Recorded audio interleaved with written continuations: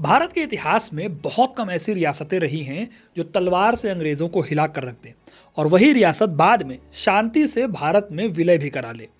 एक तरफ टीपू सुल्तान के आग उगलते रॉकेट्स थे और दूसरी तरफ बिना खून खराबे का विलय था। सवाल है कि आखिर ये चमत्कार हुआ कैसे।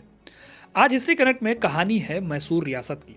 16वीं सदी में नॉर्थ इंडिया में मुगल अपनी ताकत के पीक पर थे और साउथ इंडिया, वहां पर चेर, चोल, पांड्य, चालुक्य और विजयनगर जैसे साम्राज्यों का बोलबाला था। लेकिन मैसूर की कहानी किसी विशाल साम्राज्य की नहीं, बल्कि भारत के दिल में बसे एक छोटे से एरिया की है, जो आगे चलकर अंग्रेजों के लिए सबसे बड़ा सिरदर्द बना। आखिर जंग में उलझी रहने वाली ये रियासत राम राज्य कहलाने वाली रियासत कैसे बन गई, और क्या है मैसूर रियासत की पूरी कहानी, जो वाडियार राजवंश से लेकर हैदर अली और टीपू सुल्तान की कहानी तक चलती है। और आखिर टीपू सुल्तान के बाद इस रियासत का हुआ क्या, ये सब जानने के लिए वीडियो को आपको एंड तक देखना पड़ेगा, क्योंकि अपना इतिहास नहीं जानोगे तो खुद को कैसे पहचानोगे। मैसूर की कहानी शुरू होती है साल 1399 से, जब दिल्ली की गद्दी पर तुगलक डायनेस्टी कमजोर हो रही थी और दक्षिण में विजयनगर एम्पायर अपने पैर पसार रहा था। लोक कथाओं और पैलेस क्रॉनिकल्स के हिसाब से द्वारका से दो भाई यदु राय और कृष्ण राय अपनी किस्मत आजमाने साउथ की ओर आए। हिस्टोरिकल सबूत बताते हैं कि ये लोकल योद्धा थे जिन्होंने अराजकता के बीच में अपनी जगह बनाई। यदु राय ने मैसूर के छोटे से क्षेत्र पर अपनी पकड़ मजबूत की और यहीं से आगे चलकर वाडियार राजवंश की नींव पड़ी। ये पहला राजवंश था जो मैसूर पर रूल कर रहा था। उस टाइम पर यह कोई राज्य नहीं होता था, बल्कि एक छोटा सा जागीरदारी वाला एरिया था। वाडियार वंश के राजा विजयनगर के सम्राटों को टैक्स देते थे। यह स्टेट विजयनगर के लिए काफ़ी इंपॉर्टेंट भी था। अपने जोग्राफिकल लोकेशन के कारण व्यापार और स्ट्रेटजी के लिए काफ़ी इंपॉर्टेंट था। कावेरी नदी किनारे होने के कारण यह बाकी सभी सिटीज़ से ज़्यादा टैक्स देता था। दूसरी वजह यह थी कि यहाँ पर देवी चामुंडेश्वरी का मंदिर था, इसलिए इसकी इंपॉर्टेंस और ज़्यादा बढ़ गई थी। मान्यता यह थी कि देवी चामुंडेश्वरी ने यहीं पर महिषासुर का वध किया था। इसी वजह से इस जगह का नाम भी महिषासुरा के नाम पर पड़ा। लंबे टाइम तक विजयनगर एम्पायर के साथ रिलेशंस का ये सिलसिला चला, लेकिन असली मोड़ आया तब जब 1565 में तालीकोटा की लड़ाई हुई।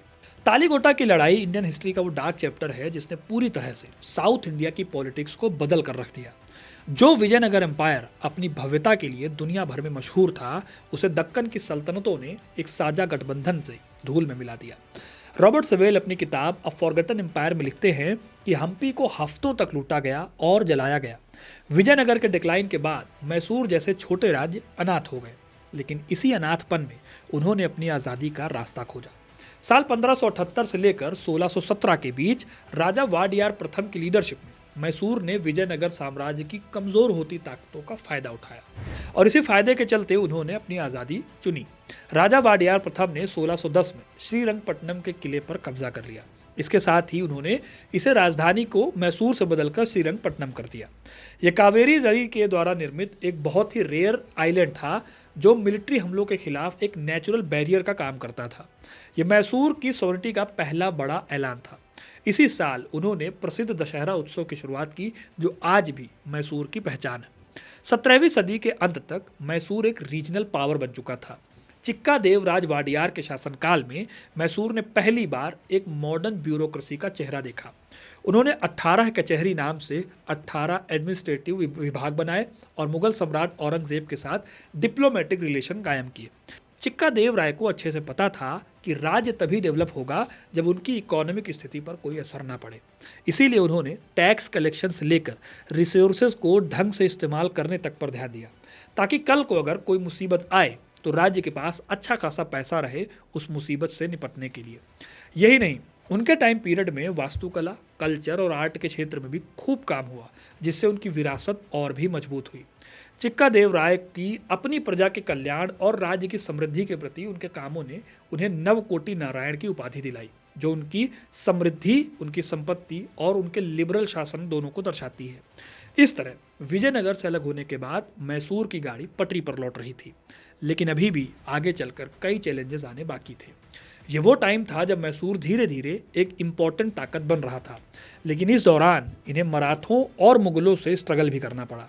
नंजराज द्वितीय कर्नाटक युद्ध में अंग्रेजों के साथ मिल गया और त्रिचुरापल्ली यानी आज के तमिलनाडु पर इन्होंने कब्जा कर लिया। दोस्तों, हिस्ट्री की एक फितरत यह है कि यहाँ पर पीस और जो स्टेबिलिटी है वो परमानेंट नहीं होती। 18वीं सदी के मध्य में वाडियार शासक और भी कमजोर होने लगे। इस टाइम पर मैसूर की गद्दी के पीछे एक ऐसी शख्सियत उभरी जिसने पूरी दुनिया का ध्यान अपनी ओर खींचा। इनका नाम था हैदर अली। हैदर अली कोई प्रिंस नहीं थे, बल्कि एक सिंपल से सैनिक थे। इन्होंने कई साल तक काम करने के बाद सेनापति का ओहदा हासिल किया। 1761 में हैदर अली ने कमजोर वाडियारों का फायदा उठाकर बिना खून बहाए सत्ता अपने कब्जे में कर ली। हैदर अली का ये कदम अपने आप में एक विस्फोट था। इस दौर में मराठा, निज़ाम और अंग्रेज तीनों अपनी अपनी लड़ाइयाँ लड़ रहे थे। हैदर अली ने देखा कि मराठा, निज़ाम और अंग्रेज ये तीनों गिद्ध की तरह मैसूर पर नज़र गड़ाए हुए हैं। इनसे बचने के लिए हैदर अली ने मैसूर की आर्मी को यूरोपियन आर्मी की तरह ट्रेनिंग दी और जंग में पहली बार रॉकेट टेक्नोलॉजी का इस्तेमाल किया। यही नहीं, हैदर अली ने फ्रांसीसियों से दोस्ती का हाथ आगे बढ़ाया और उनसे मॉडर्न तोपखाने और हथियारों को भी अपने नाम कर लिया। इस दौरान साउथ की जो पॉलिटिक्स है वो काफ़ी बिखरी हुई थी। मैसूर को बचाए रखने के लिए हैदर अली ने मराठों से भी लड़ाई लड़ी। फिर निज़ाम और फ्रांसीसियों के साथ मिलकर इन्होंने पहले एंग्लो मैसूर युद्ध में अंग्रेज़ों को बुरी तरह से हराया। ये लड़ाई 1767 से 1769 के बीच हुई। फिर अप्रैल 1769 में अंग्रेज़ों और हैदर अली के बीच मद्रास की संधि भी हुई। हालांकि ये संधि बहुत दिनों तक नहीं चल पाई। 2 साल बाद 1771 में हैदर अली ने ईस्ट इंडिया कंपनी पर विश्वासघात करने का आरोप लगाया। ऐसा इसलिए क्योंकि 1771 में मराठा सेना ने मैसूर पर अटैक कर दिया। तब अंग्रेज मद्रास की संधि का पालन नहीं कर पाए। इसके चलते हैदर अली ने मद्रास की संधि को मानने से मना कर दिया और फ्रांसीसियों के साथ दोबारा ट्रेड शुरू कर दिया। इधर फ्रांसीसियों और हैदर अली की बढ़ती करीबी से अंग्रेज़ों को दिक्कत होने लगी। इसके चलते अंग्रेज़ों ने माहे पर कब्जा करने के लिए हैदर अली पर अटैक कर दिया। ये दूसरे एंग्लो मैसूर युद्ध का ऐलान था। आप हैरान होंगे, लेकिन इस युद्ध में हैदर अली ने मराठों और निजाम के साथ गठबंधन किया अंग्रेज़ों को हराने के लिए। इन्होंने कर्नाटक पर हमला करके आरकोट पर कब्जा कर दिया। साल 1781 में कर्नल बेली की ब्रिटिश सेना को भी इन्होंने हरा दिया। लेकिन अंग्रेज़ों ने अपनी चाल चली और मराठों और निज़ाम के साथ गठबंधन करके हैदर अली से इनको दूर कर दिया। हालांकि हैदर अली ने फिर भी हार नहीं मानी और वो लड़ते रहे। नवंबर 1781 में पोर्टो नोवो यानी आज के तमिलनाडु में इनको हार का सामना करना पड़ा। फिर हैदर अली ने दोबारा पलटवार करते हुए अंग्रेज़ों को हराया और उनके सेनापति ब्रेथवेट को बंदी बना लिया। ये मैसूर के लिए बड़ी जीत थी, लेकिन इस जीत की कीमत भी चुकानी पड़ी। हैदर अली इस जंग में बहुत ज़्यादा घायल हो गए, जिसके चलते 1782 में उनकी मृत्यु हो गई। फिर उनका उत्तराधिकारी बना टीपू सुल्तान। इस तरह काफ़ी मुश्किलों में टीपू को गद्दी मिली। मालाबार, कोडागू और बेदनूर जैसे इंपॉर्टेंट एरियाज के विद्रोहों को शांत करने का दबाव गद्दी संभालने के साथ ही टीपू के ऊपर था। टीपू ने भी इस जिम्मेदारी को खूब निभाया। अपने पिता के साथ मिलकर उसने दोनों जंगें लड़ी थी और आगे चलकर 2 और जंगें अंग्रेज़ों के खिलाफ उनको लड़नी थी। इतिहासकार ब्रिटल बैंक के हिसाब से टीपू मैसूर को यूरोपियन ताकतों का मॉडर्न कॉम्पिटिटर बनाना चाहता था और इसी वजह से इन्होंने टेक्नोलॉजी पर खूब इन्वेस्ट किया। टीपू को युद्ध में रॉकेट के इस्तेमाल की शुरुआत का क्रेडिट दिया जाता है। कहते हैं कि टीपू के रॉकेट इतने असरदार थे कि अंग्रेज़ों की सेना में भगदड़ मच जाती थी। इसके साथ ही टीपू सुल्तान ने न सिर्फ एडमिनिस्ट्रेशन और इकोनॉमिक सुधारों की शुरुआत की, बल्कि इन्होंने नए सिक्के भी चलाए। मैसूर में इन्होंने एक नया लैंड रेवेन्यू सिस्टम शुरू किया और रेशम के प्रोडक्शन को भी शुरू किया। आज भी ये रेशम प्रोडक्शन कई कन्नड़ लोगों को रोजगार देता है। इसके अलावा कुछ लोग दावा करते हैं कि निचली जाति की महिलाओं की दुर्दशा के बारे में सुनकर, जिन्हें उस टाइम पर ब्लाउज पहनने की भी परमिशन नहीं थी, टीपू ने पर्सनली उन्हें कपड़े भी दिलाए। टीपू सुल्तान ने अंग्रेज़ों, मराठों और हैदराबाद के निज़ामों के खिलाफ मोर्चा संभाला। इन्होंने फ्रांस से मदद लेने की कोशिश भी की, लेकिन अंग्रेज़ों ने उन्हें अलग थलग करके 1799 के चौथे एंग्लो मैसूर युद्ध में श्रीरंगपट्टनम में इनको मार दिया। टीपू सुल्तान के कामों को लेकर आज भी लोग हैरान होते हैं। इतिहासकार इरफान हबीब अपनी रिसर्च में बताते हैं कि टीपू के टाइम पर मैसूर की जीडीपी बंगाल का मुकाबला कर रही थी। इन्होंने रेशम के ट्रेड को बढ़ावा दिया, राज्य की अपनी बैंकिंग सिस्टम को शुरू किया और नेवी खड़े करने की कोशिश की। टीपू के रॉकेट आज भी लंदन के म्यूजियम में रखे हुए हैं, जिन्हें देखकर दुनिया हैरान होती है कि उस दौर में एक भारतीय राजा ने लोहे के आवरण वाले रॉकेट कैसे बना लिए। लेकिन टीपू के कुछ कामों को लेकर हिस्टोरियंस डिवाइडेड भी नजर आते हैं। मोहिबुल हसन जैसे इतिहासकार टीपू को एक महान स्वतंत्रता सेनानी और आधुनिकतावादी मानते हैं, जिन्होंने अंग्रेज़ों के खिलाफ कभी हार नहीं मानी। वहीं दूसरी ओर विक्रम संपत और एस.एल. भैरप्पा जैसे लेखक टीपू के उन पहलुओं को भी उजागर करते हैं जो डरावने हैं, खासकर कुर्ग और मालाबार में किए गए धर्म परिवर्तन और मंदिरों का विनाश। विलियम लोगान का मालाबार मैनुअल उन अत्याचारों की गवाही देता है जो टीपू की सेना ने उस एरिया में किए। ये इतिहास का बहुत अजीब सा चैप्टर है जिसमें एक तरफ टीपू श्रृंगेरी मठ की रक्षा के लिए दान देता है तो दूसरी तरफ अपने ही दुश्मनों के खिलाफ बहुत ज़्यादा क्रूअल हो जाता है। टीपू की मौत के बाद अंग्रेजों ने टीपू के महल से बेशुमार दौलत लूटी और मैसूर के एम्पायर को आपस में बांट लिया, लेकिन इसी के साथ उन्होंने एक चालाकी की। मैसूर की गद्दी वापस वाडियार राजवंश को सौंप दी जो कि यहाँ को सबसे पहले इस्टेब्लिश करने वाले राजा थे, लेकिन इसके साथ उन्होंने एक शर्त रखी। शर्त थी सब्सिडरी अलायंस यानी सहायक संधि। अब मैसूर एक आज़ाद राज्य नहीं बल्कि ब्रिटिश प्रोटेक्टोरेट बन गया था। इन्होंने महाराजा कृष्णराज वाडियार तृतीय को गद्दी पर बिठाया, लेकिन शासन की लगाम अंग्रेजों के रेजिडेंट के हाथ में थी। 1831 में कुप्रबंधन का आरोप लगाकर मैसूर को भी अंग्रेजों ने अपने में मिला लिया। अगले 50 साल मैसूर को अंग्रेज कमिश्नर्स ने चलाया। मार्क कब्बन जैसे ब्रिटिश ऑफिसर्स ने यहाँ पर सड़कें बनवाई और नहरों का जाल बिछाया, लेकिन मैसूर के लोगों को अभी भी अंग्रेजों की जगह अपने पुराने राजपाट में वापस लौटना था। आखिरकार साल 1881 में रिडेंशन के जरिए सत्ता फिर से वाडियारों को सौंप दी गई और यहीं से शुरू हुआ मैसूर का वो दौर जिसे इतिहास गोल्डन टाइम पीरियड कहता है। 1902 में जब कृष्णराज वाडियार चतुर्थ ने सत्ता संभाली तो मैसूर की किस्मत बदल गई।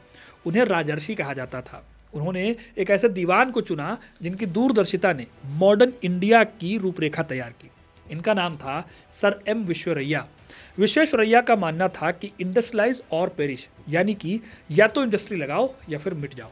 उनकी लीडरशिप में मैसूर में एशिया का पहला हाइड्रो इलेक्ट्रिक पावर प्लांट लगाया गया। फिर बेंगलोर ऐसा शहर बना जहां पहली बार बिजली की रोशनी पहुंची। Mysore sandal soap, Mysore silk और भद्रावती स्टील प्लांट जैसे कारोबार शुरू हुए जिन्होंने मैसूर की इकोनॉमी को कई गुना बढ़ा दिया। गांधी जी ने जब मैसूर का दौरा किया था तो वो यहाँ के एडमिनिस्ट्रेशन और यहाँ के सोशल जस्टिस को देखकर इतने ज़्यादा प्रभावित हुए कि उन्होंने इसे राम राज्य की उपाधि दी। आपको जानकर हैरानी होगी, लेकिन मैसूर वो पहला राज्य था जिसने 1921 में पिछड़ी जातियों के लिए आरक्षण लागू किया। यहाँ का एजुकेशन लेवल और वुमेन्स की कंडीशन ब्रिटिश इंडिया के कई स्टेट से भी अच्छी थी। जब 1940 के दशक में भारत की आज़ादी की सुगबुगाहट तेज हुई तो मैसूर के सामने एक बड़ा चैलेंज था। क्या उसे एक आज़ाद देश बने रहना चाहिए या फिर वापस भारत में मिल जाना चाहिए? उस समय मैसूर के राजा थे जयचामराज वाडियार। वो एक म्यूजिशियन थे, एक फिलोसोफर थे और बहुत पढ़े लिखे शासक थे। उनकी प्रजा उनसे प्यार करती थी, लेकिन उस टाइम पर डेमोक्रेसी की लहर चल रही थी। 9 अगस्त 1947 को जब भारत अपनी आज़ादी से महज कुछ दिन दूर था, महाराजा जयचामराज वाडियार ने इंस्ट्रूमेंट ऑफ एक्सेशन यानी विलय पत्र पर दस्तखत कर दिए। हैदराबाद और जूनागढ़ जैसे राज्यों के अपोजिट, जहां बहुत खून खराबा हुआ, आर्मी का इस्तेमाल हुआ और बहुत ज़्यादा डिप्लोमेसी खेलनी पड़ी, मैसूर का भारत में विलय पूरी तरह से पीसफुल था। महाराजा ने अपनी मर्जी से अपनी शक्तियां भारत सरकार को सौंप दी। वीपी मेनन ने अपनी किताब the story of the integration of Indian states में लिखा है कि मैसूर का विलय सरदार पटेल के लिए सबसे आसान और सबसे ज़्यादा संतोषजनक रहा, क्योंकि वहाँ के राजा ने नेशन की यूनिटी को अपनी पर्सनल सत्ता से ऊपर रखा। अक्टूबर 1947 में मैसूर ऑफिशियली भारत का हिस्सा बन गया। जयचामराज वाडियार को राज्य का पहला राजप्रमुख बनाया गया। मैसूर का वो पुराना गौरव जो कभी टीपू की तोपों से गरजता था, अब डेमोक्रेसी की शांति में बदल गया था। लेकिन सवाल है कि क्या ये सफ़र इतना ही ईजी था? हकीकत में ये विलय मैसूर के लोगों की आकांक्षाओं का नतीजा था, जो दशकों से मैसूर चलो जैसे आंदोलनों के जरिए जिम्मेदार सरकार की मांग भी कर रहे थे। मैसूर एक ऐसा स्टेट था जिसने अपनी परंपराओं को खोए बिना मॉडर्निटी को गले लगाया। दशहरा का वो हाथी जिस पर कभी राजा बैठते थे वो आज भी निकलता है, लेकिन जब वो किसी राजवंश की शक्ति का प्रतीक आज नहीं रह गया बल्कि भारत की कल्चरल धरोहर का प्रतीक बन गया है। टीपू की तलवार आज भी हमें याद दिलाती है कि आज़ादी की कीमत क्या होती है, और वाडियारों का प्रशासन याद दिलाता है कि सुशासन या रामराज असल में होता कैसा है। तो दोस्तों, ये थी कहानी मैसूर रियासत की। आपको ये कहानी कैसी लगी कमेंट करके ज़रूर बताइएगा। वीडियो को लाइक और शेयर करना ना भूलें और ऐसे इंटरेस्टिंग कहानियों के लिए, इतिहास से जुड़े रहने के लिए हिस्ट्री कनेक्ट को सब्सक्राइब ज़रूर करें। धन्यवाद।